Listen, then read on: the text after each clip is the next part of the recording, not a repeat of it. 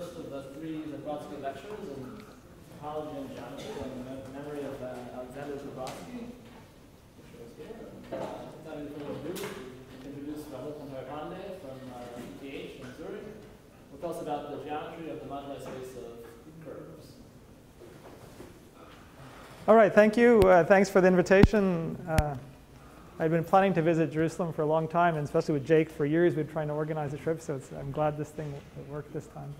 So I'm giving 3 lectures, and they will be about the moduli space of curves as the first lecture. The second one will be about cohomological field theories, which is a general technique about how to think about the study of the cohomology. And the third lecture will be applications of the cohomological field theories. But the very first lecture is a pretty introductory lecture about the moduli space of curves and the study of its geometry, especially its cohomology. And many of the slides here were taken from a lecture I gave in the summer in Rio. So that was also quite a general audience lecture. I hope it's not too general audience lecture for this audience. We'll start. OK, so we start with the Riemann surface. We couldn't start more elementary than this. It's the Riemann sphere. That's the algebraic geometrist notation, CP1. It comes by, as you all know, from taking the complex numbers, adding a point at infinity. And we picture it as a sphere with the origin here, and the southern hemisphere is the disk. And I had made this slide to make jokes about the southern hemisphere in Rio, but they don't go so well here. So what will be interesting for us here is that we consider the sphere, of course, not just as a topological object, but it has a theory of complex functions, holomorphic functions. And as such, we know all of its biholomorphisms.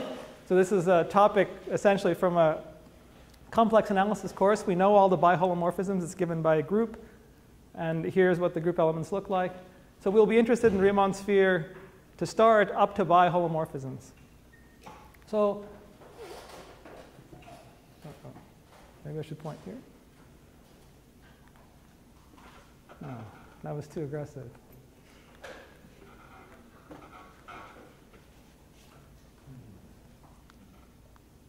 No. Is there someplace I should point? Maybe that's better. OK, so no. Well, it was working. I can also use that clicker. Maybe that's better.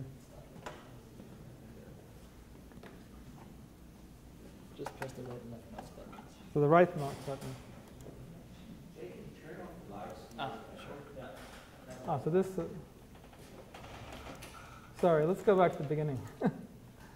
So this thing doesn't work, or what? Let's try. No. Now it works.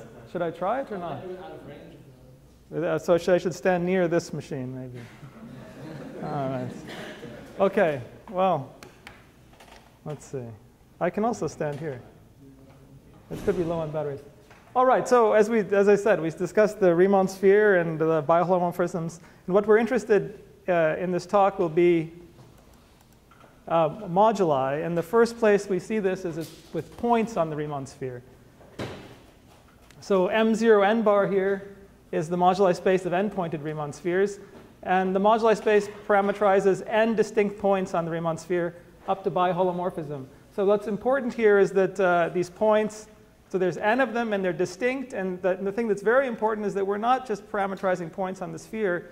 They're equivalent if they differ by a biholomorphism of the Riemann sphere. That's actually the most important thing. That's the moduli space, and we will do some examples.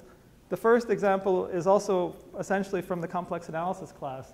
It says that if I take 3 distinct points on the Riemann sphere, no matter what these 3 distinct points are, you know that there exists a unique linear fractional transformation that takes the point 1 to 0, and 2 to 1, and 3 to infinity.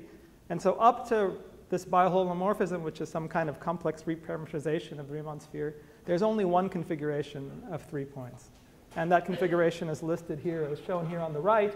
And the outcome of this is that if I look at the moduli space of M03, it is a single point. So in fact, there's no moduli at all.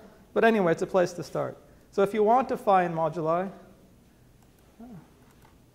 because it's left is because it's reading backwards or something like that. The left clicker is the. So if you want to find moduli, then we need at least 4 points.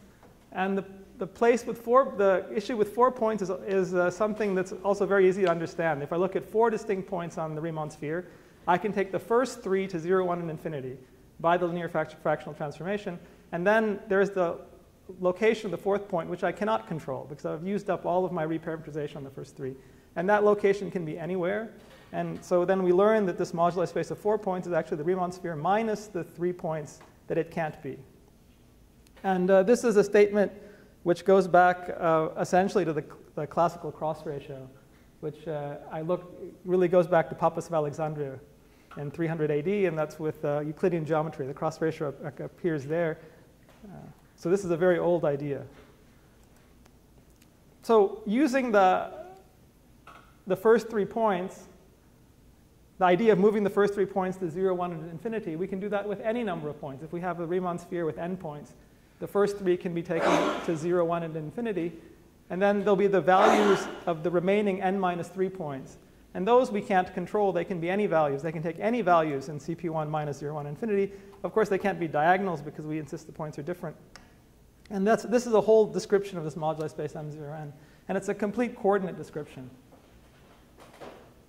So that's an extremely explicit view of this moduli space. And while there are open questions about the geometry, I will not go in that direction. I'll go to higher genus. OK, so in higher genus, we consider a Riemann surface, which is a compact one-dimensional complex manifold. And here's a picture of one. It looks like this. And the genus, of course, is the number of holes as a topological surface. Previously, we've been considering genus 0. And in genus 0, there's a unique complex structure. That's a part of the Riemann mapping theorem. And so you can't vary the complex structure in genus 0. But in higher genus, the complex structure can be varied while keeping the topology fixed. And this is actually what we'll be interested in. All right. So a compact complex manifold, this Riemann surface, can also be viewed as an algebraic curve. This is why it's called the moduli space of curves. And the way to think about it as an algebraic curve is that we can define we try another one, but then probably have to replace the.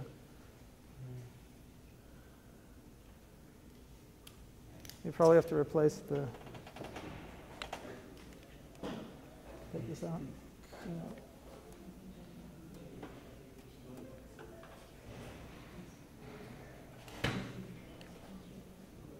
Okay, let's. Let's see. Aha. Okay, this one will work. Okay, so one can view this Riemann surface also as an algebraic curve. And as an algebraic curve, well, the approach there is we take the complex plane here. That's 2 complex variables. And we write down one equation. So that's one polynomial equation. And we look at the 0 locus. And up to a few points at infinity, in fact, even the Riemann sphere, we had to put a point at infinity. So up to a few points at infinity, the outcome here, the 0 set here will be a compact complex Riemann surface. And one of the basic places to start thinking about this is the cubic equation. If you write down this cubic equation, then it defines a Riemann surface actually of genus 1. It's the first time we see a Riemann surface of genus 1. And to see what the 0 set looks like, the somehow completely full way to do that is one has to consider these x and y as complex variables and look at the 0 set in C2. And this is a harder thing to visualize, although one can visualize it by projecting onto one factor and so on.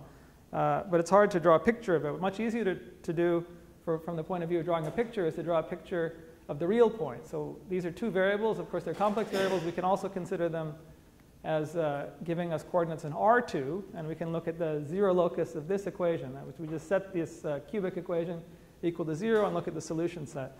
And if you do it for this equation, the solution set looks like this. There's some thing that looks kind of like a circle here. It's not exactly a circle. And then some kind of curve. And so you could say, why does this look like a genus? Why is this a Riemann surface of genus 1? And well, the reason is that I said you have to add a point. You have to add some points at infinity. And this point at infinity is going to close this. It makes the second curve also a circle. And then you get two circles. And what those two circles are is if you take a genus 1 surface and you cut it in the middle. Like take a donut and you cut it in the middle. And you'll find the two circles is the real point. So that's the piece of the genus 1 surface we're seeing here. Okay, so we're interested here in this lecture and also the lectures 2 and 3 in curves, their complex structure, and particularly as the complex structure varies.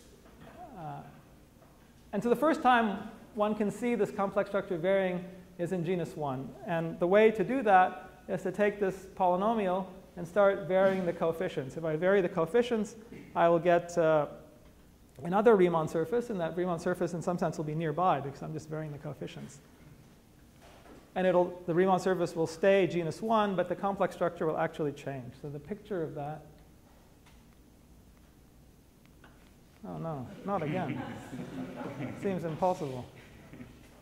So the picture of that is given here. So here I look at a family of polynomial equations where I put the parameter lambda, that's the red parameter in the family, and I change one of the coefficients. I could change any one I want, but I change the last one. And then I can plot it. So as this lambda varies here, I look at the zero set. The zero set starts changing. And actually, this is only showing you the real point. So you should imagine in your head when I move this lambda, the whole Riemann surface is changing and its complex structure is changing. But this is how the real points look, and it changes. And you might ask, well, that's a nice picture, but is the complex structure really changing there? And the answer is it's hard to see complex structure. And it is true the complex structure is really changing. Meaning if I take this different lambda values, that those are genus, those curves in general have different complex structures. But you can't actually see that. Here you can just see the real points, and the real points look a little different. But in this case, it's actually true the complex structure is changing. Okay, so what we are really interested in here is the moduli space of curves. And that's this MG. And that moduli space parameterizes all complex structures with a fixed topological surface, a fixed genus G. So it's important here that we have this complex structures on this genus G surface, and we are interested in them up to biholomorphism. So two complex structures are biholomorphic. We consider the same. And this moduli space comes in various directions in mathematics. So we've already seen that approaches by complex analysis. In the case of genus 0, that's essentially undergraduate complex analysis. In algebraic geometry, it comes by zero loci of polynomials as the algebraic curves. But there's many other approaches in mathematics. So there's a very successful approach in recent years by hyperbolic geometry, and there's many people who have worked on it, but I just put the name of Mirzakhani. And you can also approach the geometry of the space via the study in the mapping class group, and more recently also topological string theory. So the moduli space sits at the intersection of many different ways of looking at it. And so far I've discussed varying the complex structure in higher genus, and in genus 0 putting points and varying them. And of course I can do this simultaneously. I can consider the data of a curve with a complex structure and n distinct points, and that's this moduli space MGN. And we'll return to that later in the lecture. But there's no difficulty with that. That's maybe the natural setting of this introduction. You take a Riemann surface with a complex structure, and you put some n distinct points on it, and you vary both the complex structure and the points. Okay, so this moduli space of curves goes back to Riemann, with the papers of Riemann. And he had the idea of the moduli space, and he knew that this is one of the basic interesting facts about this moduli space of curves, is it's almost a complex manifold, it's an orbifold of dimension 3g minus 3. That's complex dimension 3g minus 3. Here I've tried to draw what this moduli space looks like. So here it's essentially a manifold here, so I've drawn it as a manifold. And every point in the moduli space parameterizes a complex structure, so I've kind of drawn that as a color on the curve. Because as I said, it's hard to show a complex structure. And this dimension formula, you might wonder, what is it? If g equals 0, you get -3 as a dimension. If g equals 1, you get 0 as a dimension. So in the case of 0 and 1, especially -3 is kind of unfortunate number for a dimension. So in the case of 0 and 1, those dimensions have special meaning because of automorphisms in those cases. But in dimensions 2 and higher, that's actually literal meaning of that's actually the dimension. Okay. So we know that Riemann knew this was a moduli space of dimension 3g minus 3 because he wrote it. And so this is this paper, The Theory of Abelian Functions, was from 1857. And there's an amazing sentence in that paper. One thing that in the last 7 years I've learned some German. And it's not perfect, but I can read some of Riemann now. It's kind of an interesting thing to do. So there's actually one sentence in this paper. This is not the primary subject of the paper from 1857. Here's one sentence.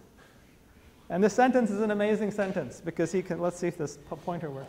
Yeah, he constructs this variation of complex structure, states dimension, and actually coins the term moduli in one sentence. It's one German sentence. These German sentences are amazing sentences. So you can see here that he already has the 3g minus 3. Our genus is his P. And this is explaining his variation. With the last part here, he says that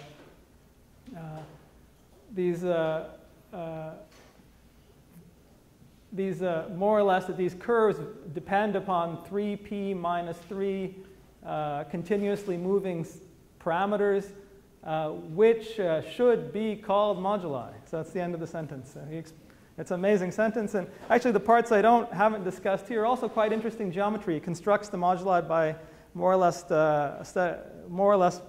by covering, so Hurwitz theories. Actually, be very interesting to give a whole lecture on that one sentence. It's a pretty interesting sentence. But yeah, this is where he even coins the term moduli. All right, so I had some help here, and this is the translation of, that's a translation, at least I think it's the translation of Riemann into Hebrew. Maybe you can tell whether that's a reasonable translation. Does it make sense?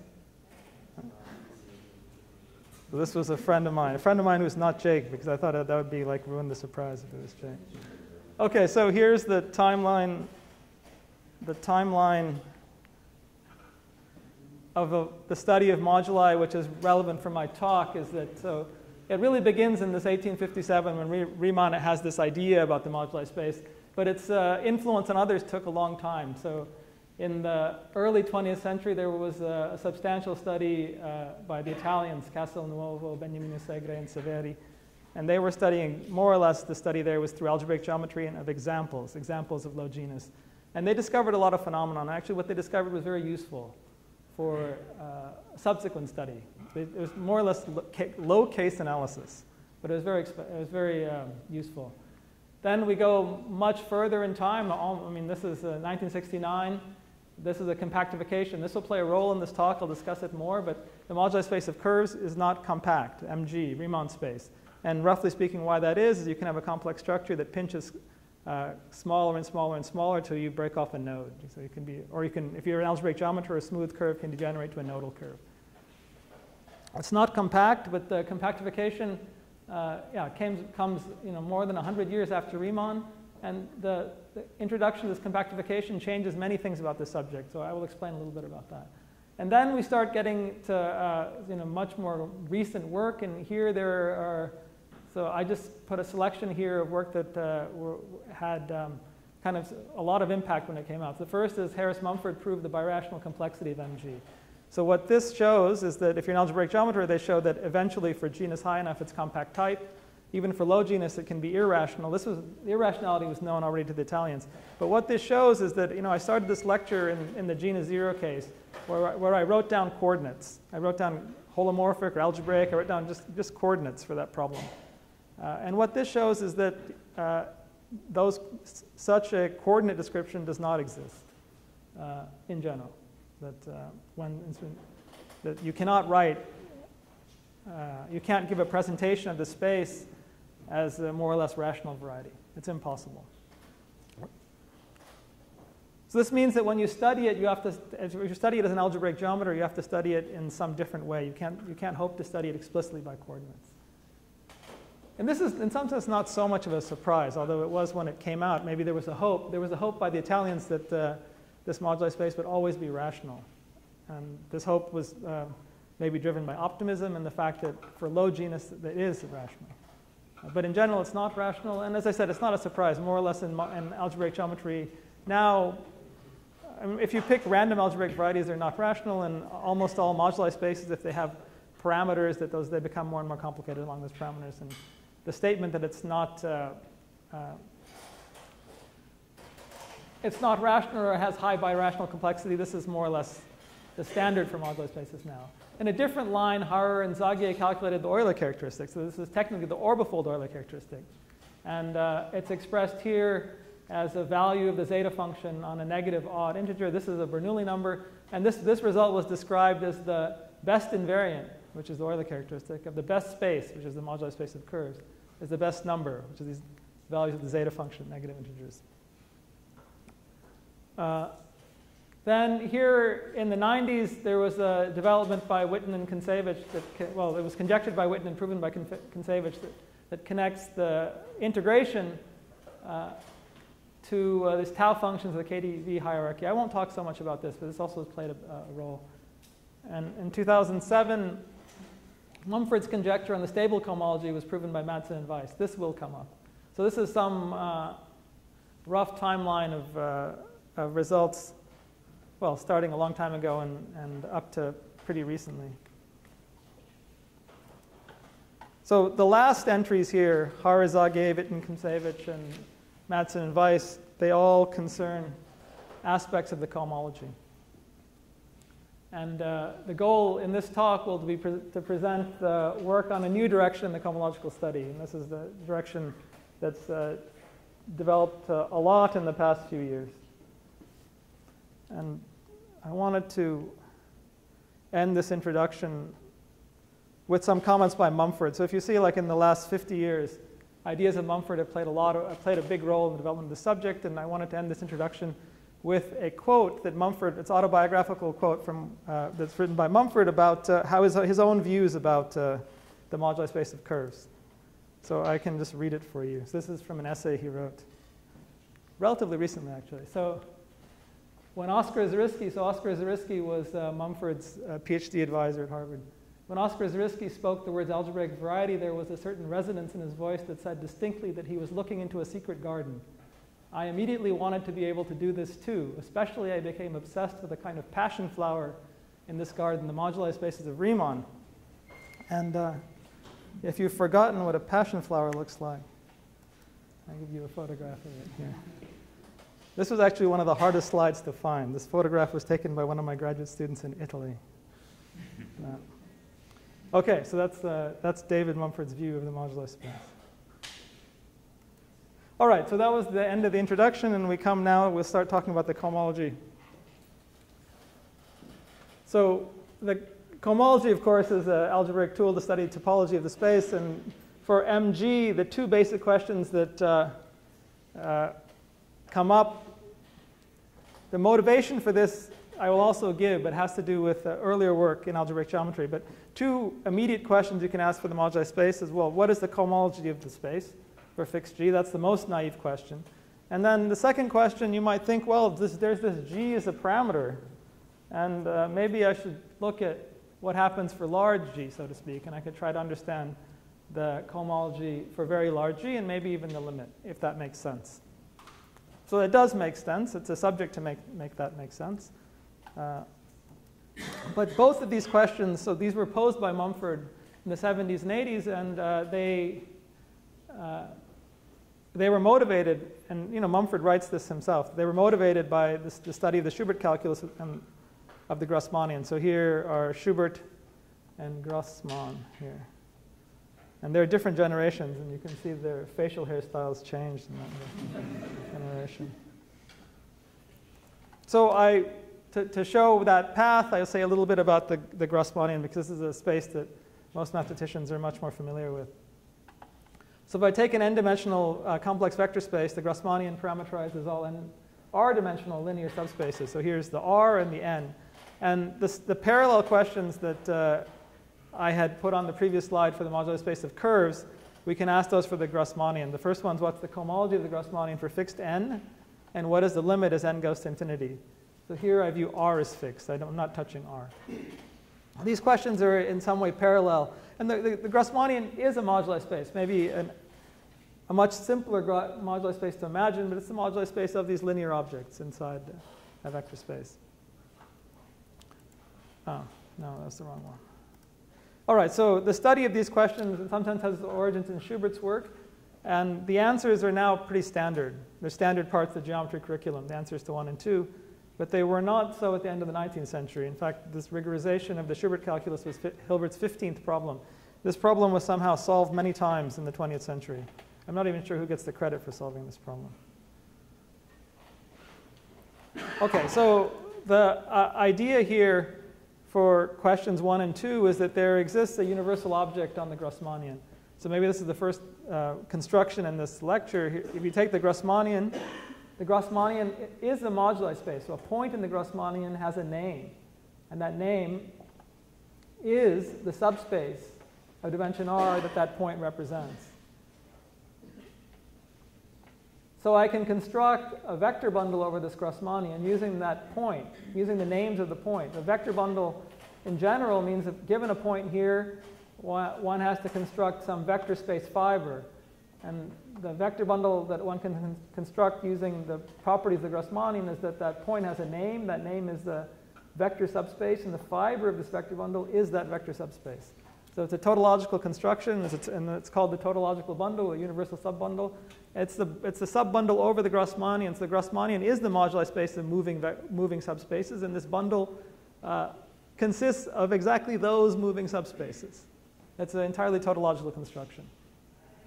And what came out of the study of the Grassmannian is this idea that you can answer these questions. These questions here are, no, sorry. These questions 1 and 2 for the Grassmannian, the answers can come from the geometry of this universal bundle. So here's the universal bundle again. And it's one of the philosophical differences of moduli space versus just some algebraic variety is the idea of the name, that a point in the moduli space has a name. This is a very powerful thing. If you just pick a random space or a random variety, then the points don't have names. They're just points. But in a moduli space, every point has a name. And this name is used in the construction here. Okay, so then the first thing is that the question about the cohomology, there's something that's amazingly important happens here for the Grassmannian. This cohomology is generated by the Chern classes of this bundle. So this bundle is a rank R bundle. Every complex rank R bundle has Chern classes, one Chern class for every dimension up to the rank. And these Chern classes, so there's a theory about these Chern classes, but the Chern classes are cohomology classes in the base, and they measure exactly how non-trivial this bundle is. So we'll say some more about Chern classes. The Chern, for us later, the first Chern class, construction of the first Chern class will be most important. But here, I just say that there's a theory of Chern classes, which if you have a complex bundle, that gives you cohomology class on the base, and they measure how much how this bundle is non-trivial. In particular, if the bundle is trivial, all these Chern classes are 0. But they're not 0 here. In fact, they generate. That's the first statement. And this also shows the importance of studying this universal object. And the answer to the limit question is if I look at this Grassmannian as n gets bigger and bigger and bigger and bigger, not only do they generate, but they freely generate in the limit. So you have to make sense of that limit, but that's actually not so hard. But these Chern classes freely generate. This can be stated in many different ways in terms of, for example, the group cohomology of the general linear group. But I state it here in terms of geometry. And then something that's also very interesting is that you can actually state the ideal of relations. So I said here, at the top, the Chern classes generate the cohomology of the Grassmannian. And for n, as you take the limit to infinity in the stable range, there's no relations. But of course, if I take a particular n, then there are relations. And you could ask, what are those relations? And those relations are incredibly simple. They come in this incredibly simple form, which is that I take these generators in the bottom. I make a series of the generators. This is a Chern polynomial. And I put 1 over this series. And as such, of course, it comes at the top. So, you know, if I write here 1 over 1 plus C1t plus. So, of course, this comes to the top. I can 1 minus C1t minus C2t squared, and then you add the squares plus C1 squared, t squared, and so on. Okay, so you can put this series on the top, and when I do that, if I regroup that, then I get some polynomial in t, and then I get another polynomial in t squared, and so on. And that's what this symbol is here. I take this series and I interpret it as a series in t by putting all the t's in the top. Then I extract the t to the d coefficient. Get this t to the d coefficient. So if here's t to the d, and this is the t to the d coefficient. And this is a polynomial in the Chern classes.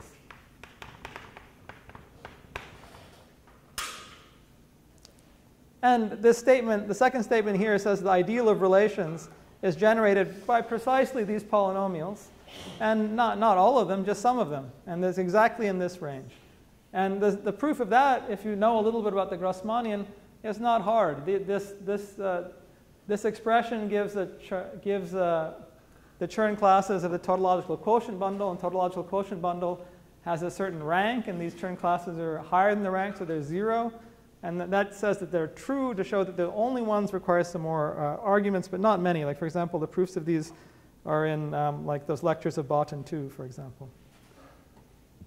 All right, so this gives a solution in this problem for the Grassmannian. If you want to know about the cohomology in the limit or a particular Grassmannian, the answer is it's generated by how it's just generated. Somehow the whole main actor in the story is the tautological subbundle. Its Chern classes gives you generators. And the relations also come, in some sense, from the theory of this tautological subbundle. Everything's about this tautological subbundle. All right, so this motivates us. So now we return to MG, and we can ask what is the analog of this tautological subbundle for the moduli space of curves? That's a pretty reasonable question. And the answer is also pretty straightforward. The moduli space of curves, every point in the moduli space has a name, which is that curve. But by curve, I mean it's a Riemann surface with complex structure. And I can make a universal curve, and the fibers of this universal curve are given by that curve itself. So it's over the Grassmannian, there was this universal object, which was the subspaces themselves. And over the moduli space of curves is a universal object, which is, so to speak, the curves themselves. Of course, if you want to construct this, you have to say a little bit more than what I'm saying. But actually, not so much more. If I look at this universal curve C, we've actually seen it before. It's the same thing. Another way to think about this universal curve is the moduli space of curves is just the moduli space of, so to speak, naked Riemann surfaces. And this universal curve is the moduli space of Riemann surfaces with a point, because that point is telling you, gives you the fiber. That's another way of looking at it. All right, so that's the universal curve. In the case of the Grassmannian, we had a universal bundle, and that bundle immediately gave us classes on the base, because there's a theory of Chern classes for bundles. But here we have a universal curve, and the curve is a nonlinear object. And it's not exactly clear how this twisting curve gives us class on the base. But this problem, I mean, there is a way to do this. And roughly speaking, the philosophy here is, OK, it's a nonlinear object. You should linearize it somehow. And in geometry, linearizing has to do with looking at tangent spaces. So we will construct a complex line bundle, intrinsic complex line bundle on the curve. So here it is. So as I said, that this curve, this universal curve, is a moduli space. It's a moduli space of the curve with a point. And as such, it has itself a bundle on it. And that comes from the name of that space. And the bundle here is the cotangent space at that point. So this is as I said, this is in some sense a way of trying to make a nonlinear object slightly linear. So we replace the study of this curve with the study of this line bundle over it.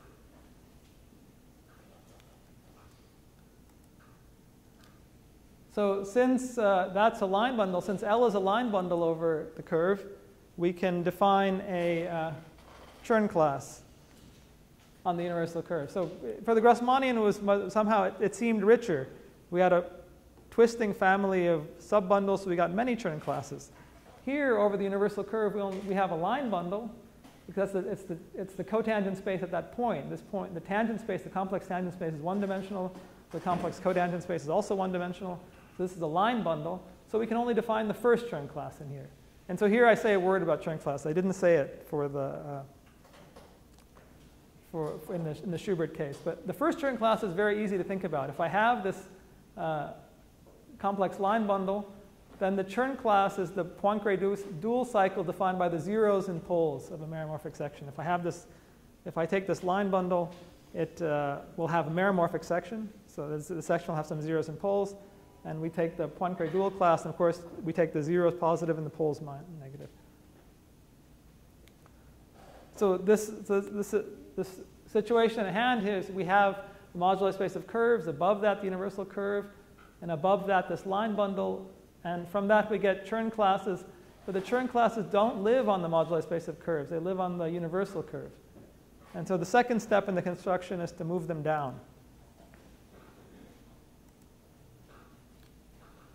So if we have these, I can also draw here. So here there's the universal curve, and it maps to the moduli space of curves. And there's this map. And what we have created is some classes here. This class upstairs. And if we want to move them down, then there's no problem. You can push them forward. So you can take powers of this class we wrote upstairs, that's I plus first power. And then we can push them forward to get cohomology classes downstairs in the moduli space. And this push forward, well, you can think about it if you're an algebraic geometer as push forward of cycle classes. If you're a differential geometer, you can view this as integration on the fiber. But it's a way, because this map has nice compact fibers. So if you have classes here, we can move them down. And this is these classes that you get are the kappa classes, and the I shifts one index because of the integration on the fiber. And so these are called the Miller-Morey to Mumford classes. It's kind of old construction. But these classes eventually go to the base. And they're the analogs. The outcome is these are the analogs of the Chern class. If I have a twisting family of vector spaces, I get Chern class on the base. If I have a twisting family of curves, the curves are nonlinear objects. You don't literally get Chern classes.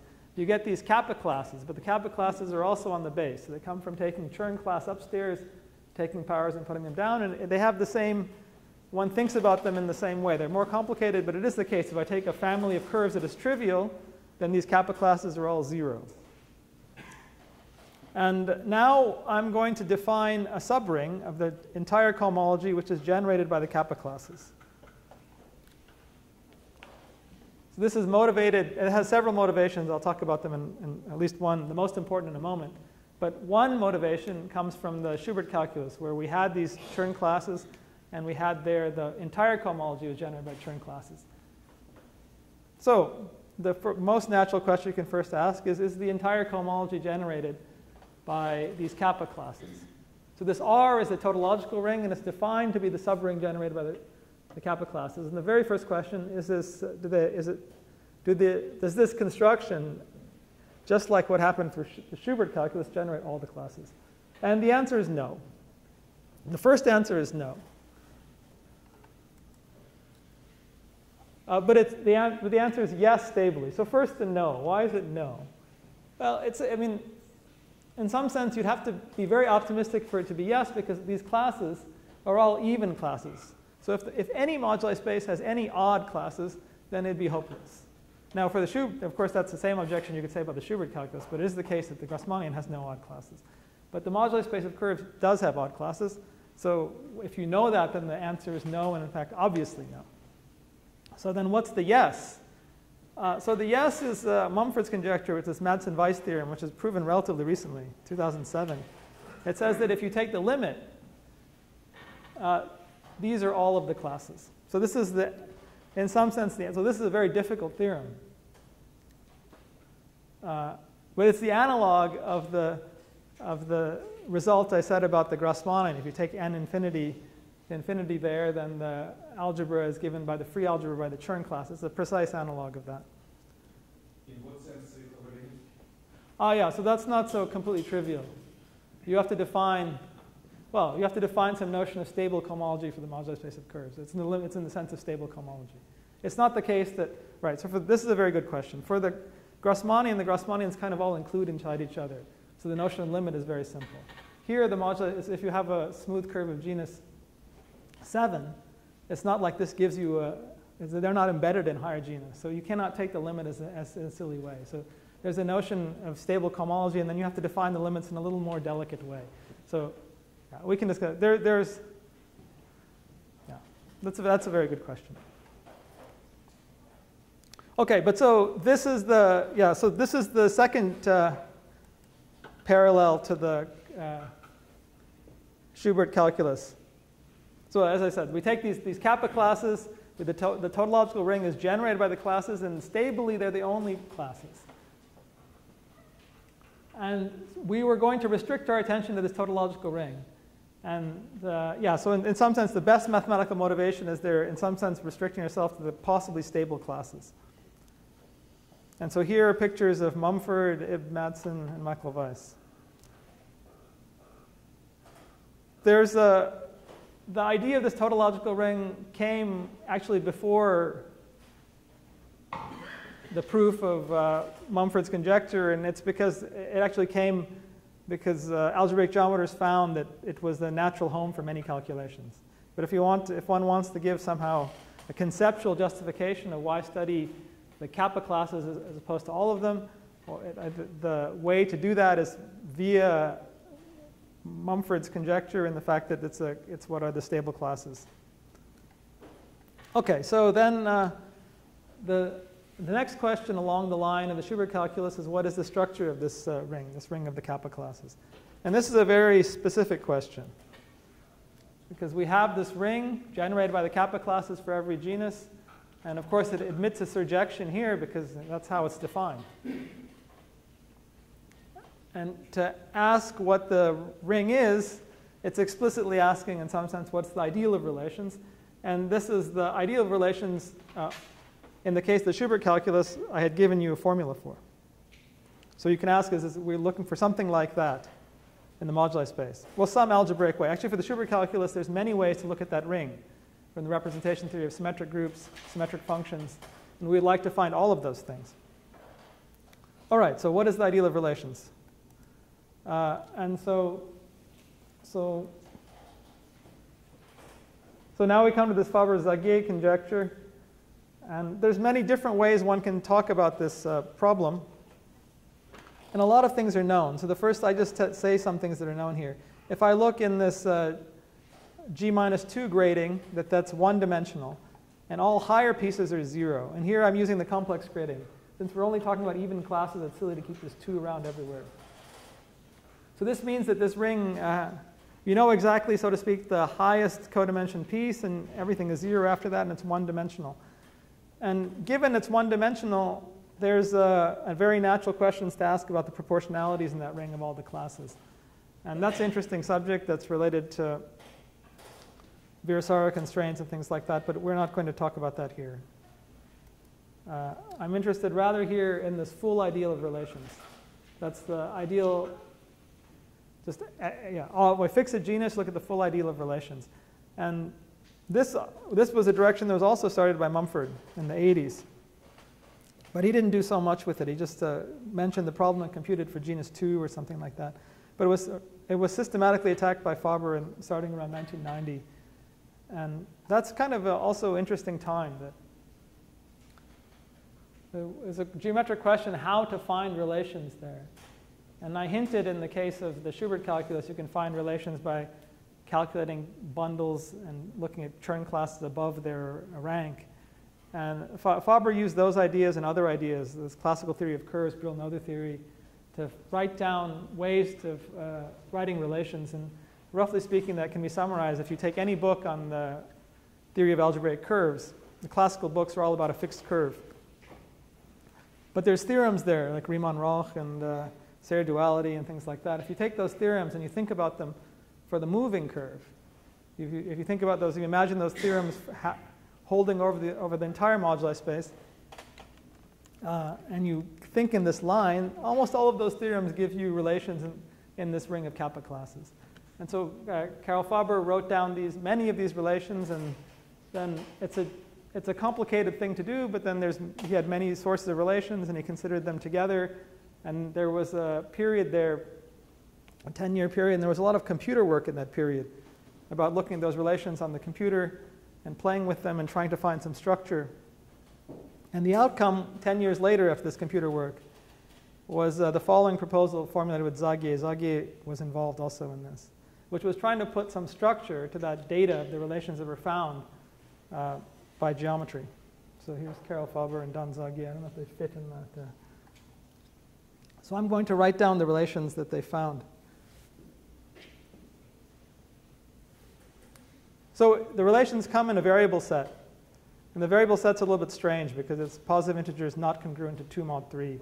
So I've written them down here. So we skip 2, we skip 5, and so on. So now we come into rather concrete mathematics. Now there's going to be formulas, and if you like formulas, you should wake up now. So here are the, so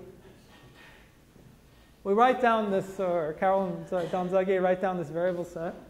And then there's a generating series that's going to be proposed here. So there's one part here, which is some kind of hypergeometric series. It has convergence radius 0, but its role in the subject is pretty important. This is a cousin. They're related by it's a close equation. So you can view, really, there's just one series and some brother here. And this series is multiplied by all the 0 mod 3 powers of 0 mod 3 indices of the p's, and of course there's a t variable here also. And here we have all the 1 mod 3. And there's no 2 mod 3s. There's only 2 lines here. And we add them up. Okay? It's a very natural question to ask, why do we write this series now? The historical answer to that question, I mean, the actual answer from the point of view of how this series was found was because there was this data. They had equations. So that was kind of old-fashioned mathematics. I can give other answers now in retrospect, but they'll come later in the talk. All right, but the series has constant term 1. All right, there's the 1. You see the 1 here? There's a 1 there, and this starts with a 1. So I can take the logarithm. So we define some constants here. So this logarithm term is, well, the logarithm is legal because it starts with 1. And the whole point of that equation is just to define the constants, the CF, ZR. They're the coefficients of the logarithm. And this summation here over sigma is summation over all partitions, which avoid the parts 2 mod 3. If I have such a partition, I can associate this if I have such a partition, I can associate this monomial and the p variables that way. That's what this sum is. All right, so now I make a new function. So the whole goal was to write down relations in kappas. And so far, there's been no kappa, so I put them in. So there's the kappa. It comes here. It comes in the power of t. OK. And I'm going to exponentiate this function, this gamma, this Faber-Zagier gamma. I'm going to exponentiate it. When I exponentiate minus this time, when I exponentiate it, it's a little bit similar to what we think about here. If I exponentiate it, I get some very complicated function. The complicated function will have some t's and these p variables. But if I extract a coefficient, then I get a polynomial in the kappa variable. It's just like what happened here. Of course, now I have more variables. OK, so this Faber-Zagier relations, which were proven, they were proven 10 years later in work that I did with Aaron Pixton. But they were found in 2000. So we call them the Faber-Zagier relations. And here they are. They say if I take the exponential of minus gamma of this Faber-Zagier function and I extract this coefficient, t to the d, p to the sigma, then this is 0 in this tautological ring. And it holds only when these other conditions, even for the Schubert case, we had some degree conditions. This says that the degree here is the degree bound. That's the size of the partition. And there's a congruence condition, the two congruence conditions.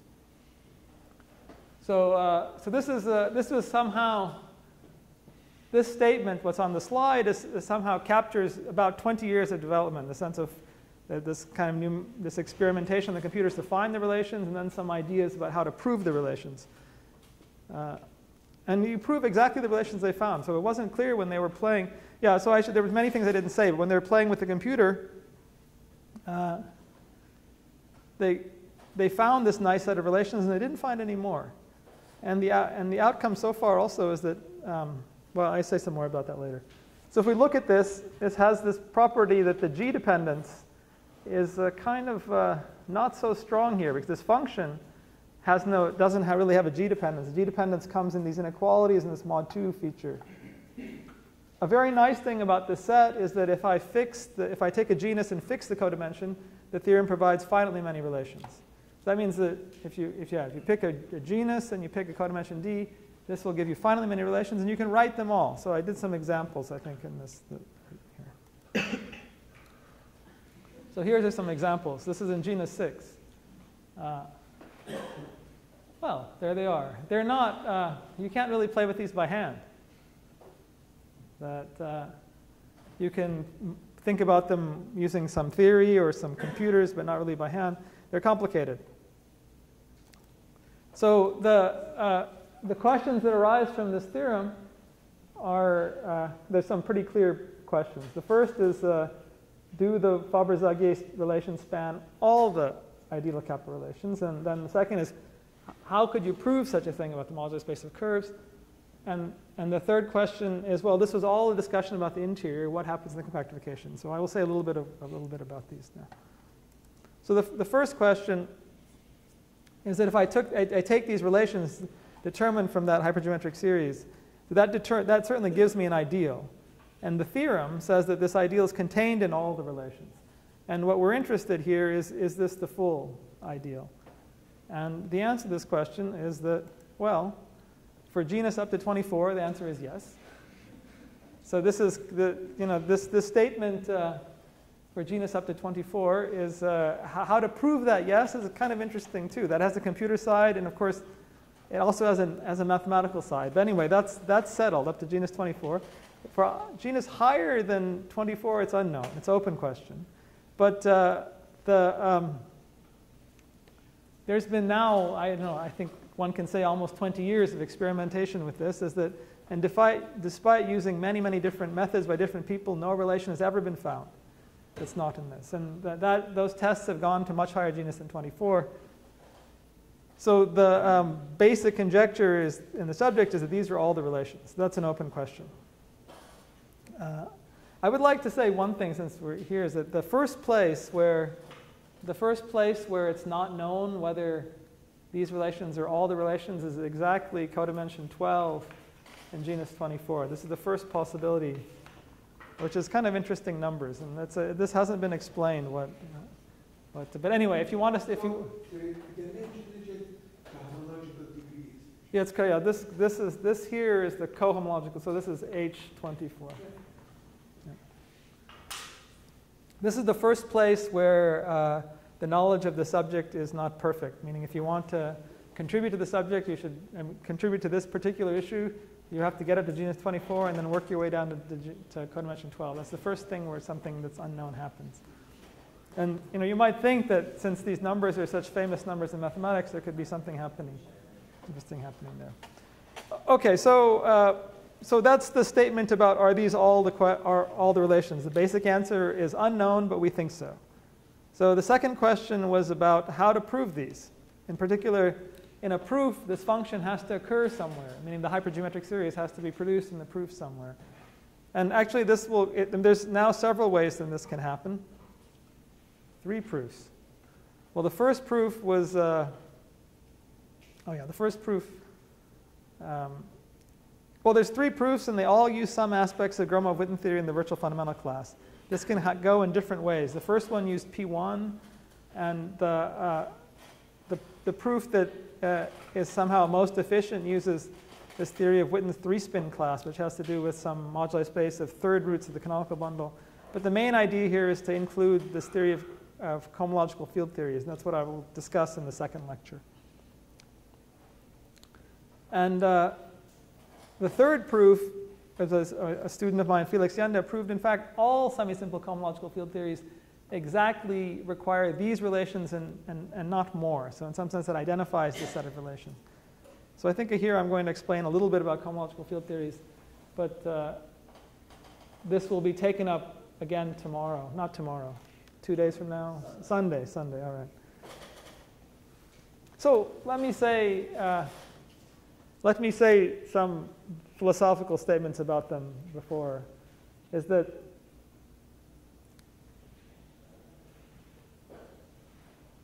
the ideas here that are going to arise, they have to do with Gromov-Witten theory, moduli space of maps, and Gromov-Witten invariance, which was a subject that started really in the 90s.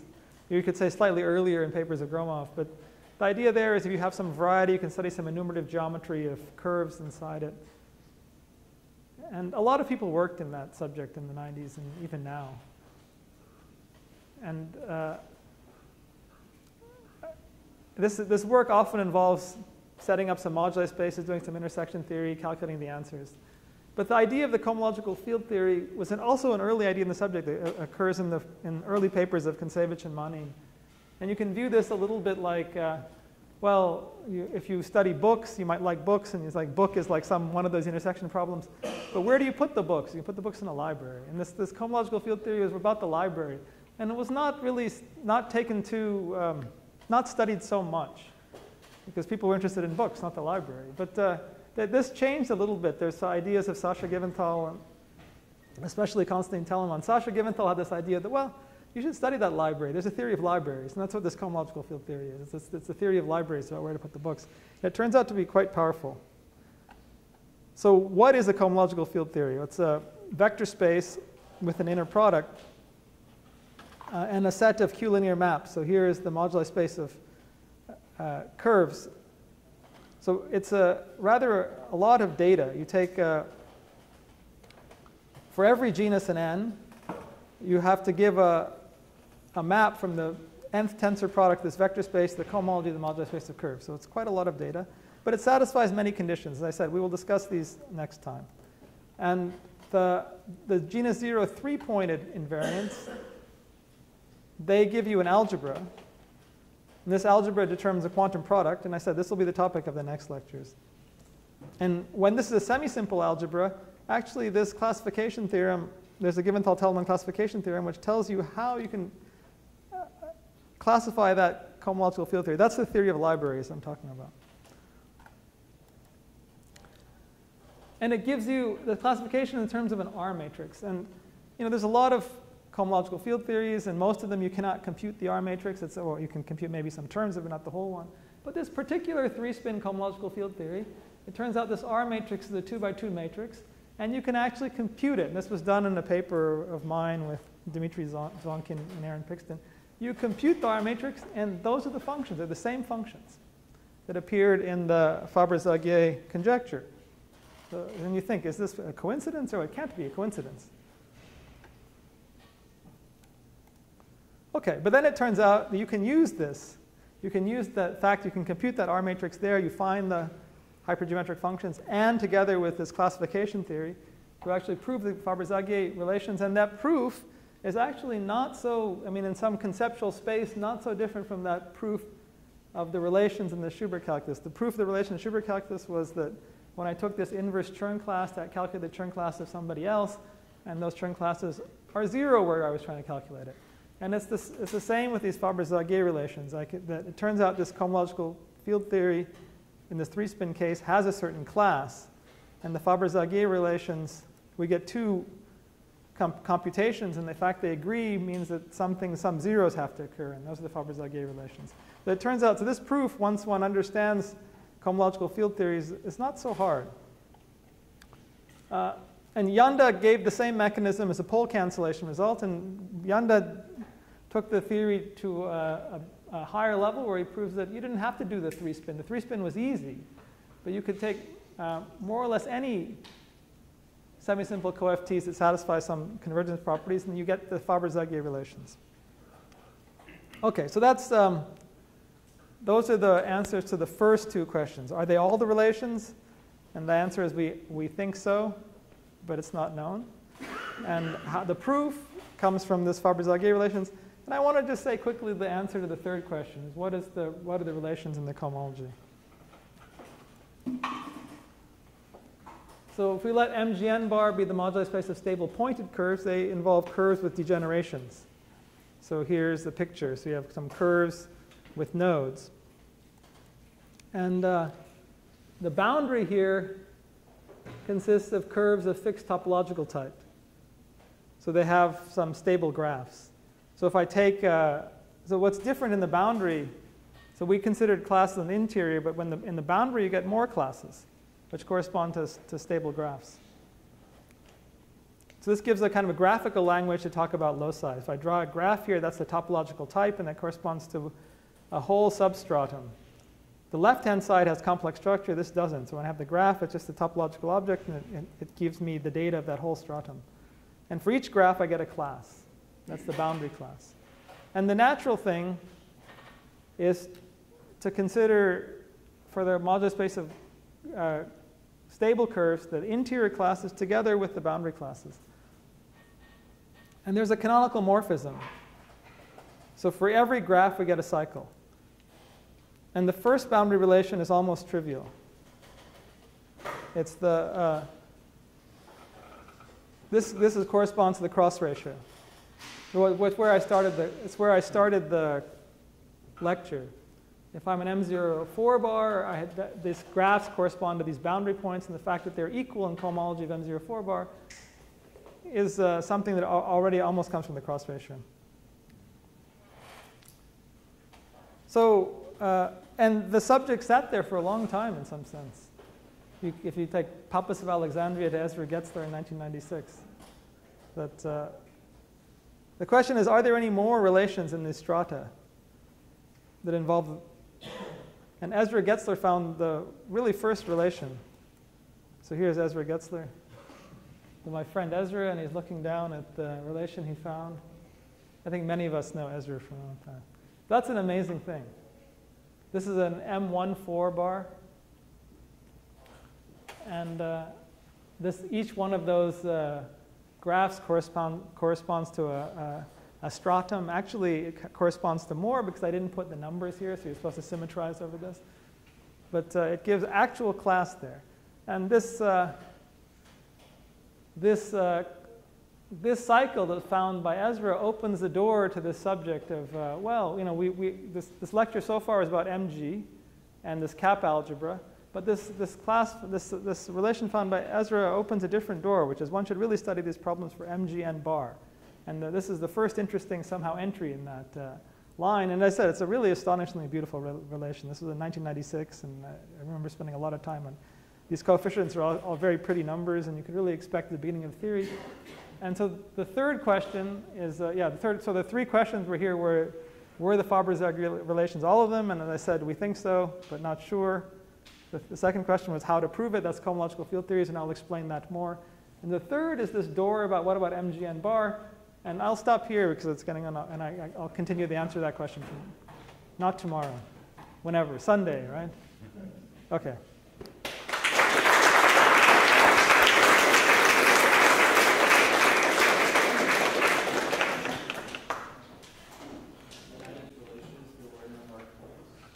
Yes. And then when you start talking about the cohomological invariants in this cohomological field theories, you introduce the arguments. So is that an artifact of the proof, or is it? No, yeah, I mean, no. I think that this is your question can be interpreted in several ways. The first way is that if I'm interested in a relation with no mark points, why do I introduce mark points? And the cohomological field theory requires all these mark points in the development of the classification, and in particular production of this R matrix. But of course, at the end, I'm just going to forget all of the rest of the geometry and just restrict to the interior.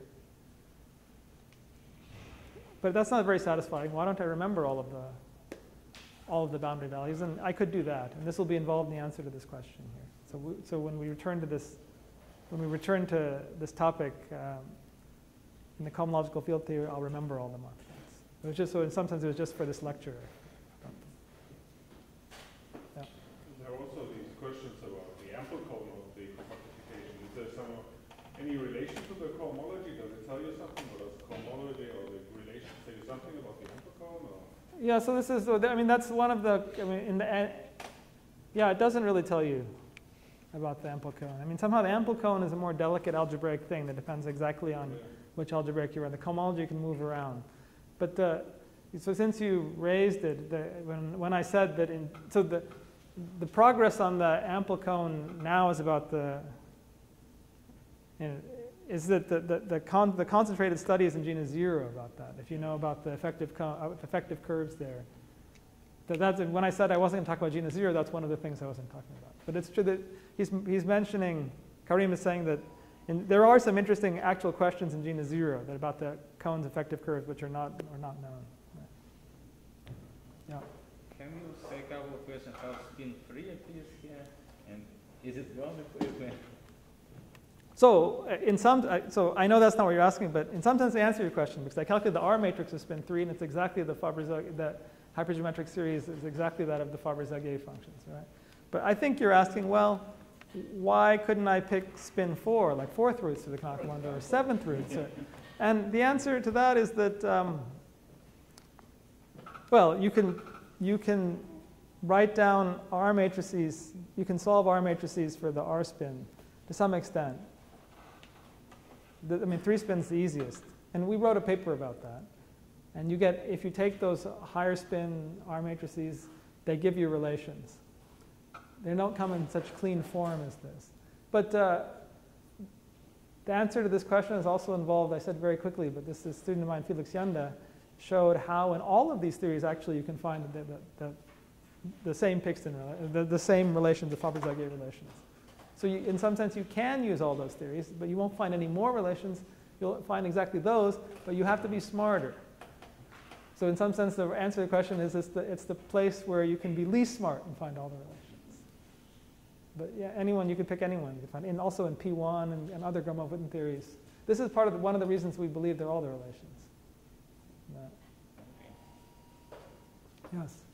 So in creating these Faber-Zagier relations, you took the hypergeometric series, you took the logarithm, you inserted the kappas and exponentiated. So does this reflect just the usual calculus of Turing classes, or is it something geometric essential in the way? I mean, could you do it without this process of taking all the exponential? Well, so for the Schubert, in the Schubert theory, I didn't take log and exponentiate. I didn't do that. I mean, normally taking log and exponentiating is the stupid thing to do because you get the function back. And the reason you don't in this case is because if you remember, we took the log and then by hand we put the kappa classes and exponentiated. So I think you're asking whether there's a theory of taking log, putting in variables and exponentiating. This I don't know. I mean, maybe there is a theory of that, but I don't know geometrically why that works.